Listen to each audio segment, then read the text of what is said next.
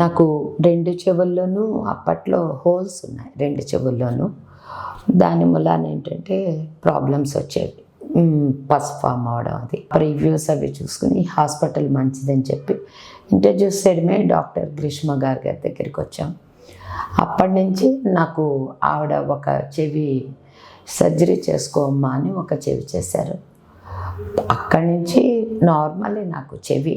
But నేను flight ఎక్కి దిగడంలో నా పర్సనల్ ప్రాబ్లమ్స్ వచ్చినా ఈజీగా గ్రీష్మ గారి ద్వారా ఏంటంటే not commercial and A problem వచ్చినా వాళ్ళే ఒక జస్ట్ క్లీనప్ చేసి ట్యాబ్లెట్స్ ఇస్తారు.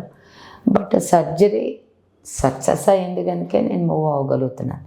సెకండ్ సర్జరీ అంటే ఇంకా ఆలోచిస్తున్నాను బికాజ్ ఆఫ్ మై ఏజ్ 68.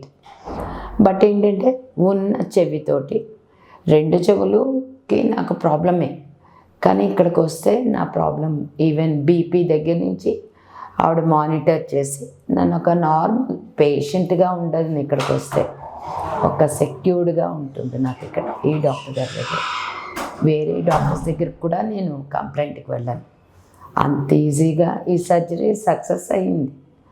ఇంకొకటి చేయడానికి నాకు కొద్దిగా హెల్త్ పర్మిట్ చేయదని ఆగుతున్నాను అంతే.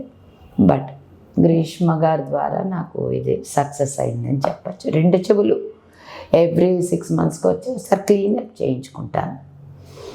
వాళ్ళు ఇచ్చారు నాకు ear machine, but I don't use ear phone also.